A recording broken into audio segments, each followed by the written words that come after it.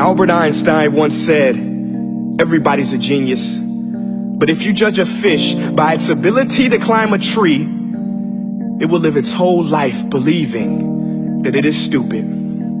Ladies and gentlemen of the jury, today on trial we have modern day schooling. Glad you could come. Not only does he make fish climb trees, but also makes them climb down and do a 10-mile run. Tell me, school, are you proud of the things you've done?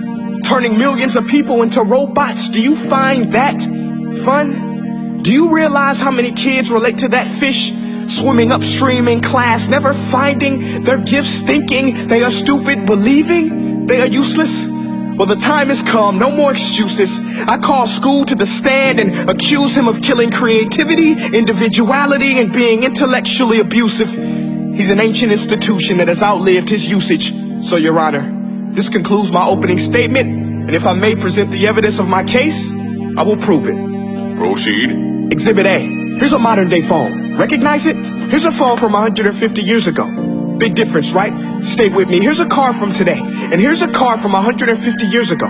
Big difference, right? Well, get this. Here's a classroom of today, and here's a class we used 150 years ago. Now, ain't that a shame? In literally more than a century, nothing has changed. Yet you claim to prepare students for the future?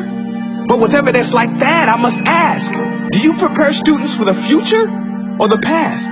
I did a background check on you and let the record show that you were made to train people to work in factories, which explains why you put students in straight rows, nice and neat, tell them sit still, raise your hand if you want to speak, give them a short break to eat, and for 8 hours a day, tell them what to think. Oh, and make them compete to get an A letter which determines product quality, hence grade A of meat. I get it. Back then, times were different. We all have a past. I myself am no Gandhi. But today, we don't need to make robot zombies. The world has progressed. And now we need people who think creatively, innovatively, critically, independently, with the ability to connect. See, every scientist will tell you that no two brains are the same. And every parent with 2 or more children will confirm that claim.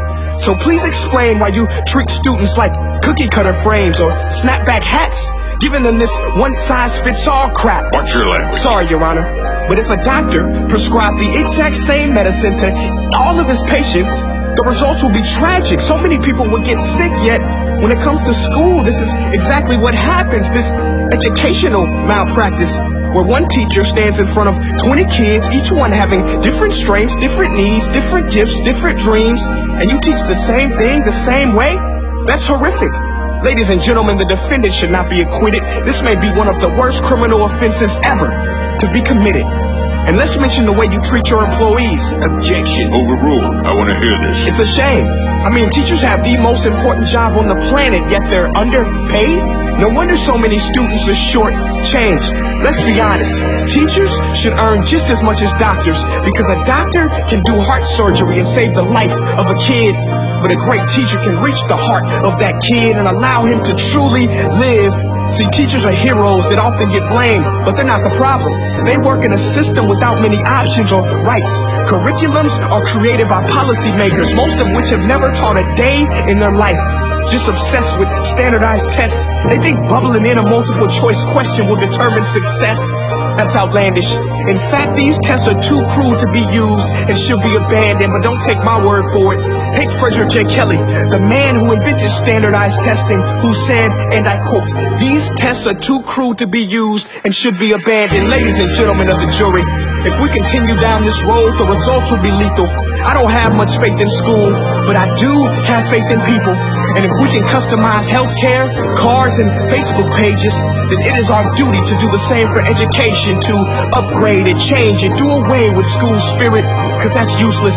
Unless we're working to bring the spirit out of each and every student, that should be our task. No more Common Core. Instead, let's reach the core of every heart in every class. Sure, math is important, but no more than art or dance. Let's give every gift an equal chance. I know this sounds like a dream, but countries like Finland are doing impressive things. They have shorter school days. Teachers make a decent wage. Homework is non-existent, and they focus on collaboration instead of competition. But here's the kicker, boys and girls. Their educational system outperforms every other country in the world. Other places like Singapore are succeeding rapidly. Schools like Montessori, programs like Khan Academy, there is no single solution.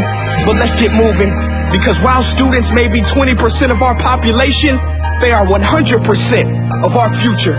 So let's attend to their dreams, and there's no telling what we can achieve. This is a world in which I believe, a world where fish are no longer forced to climb trees. I rest my case.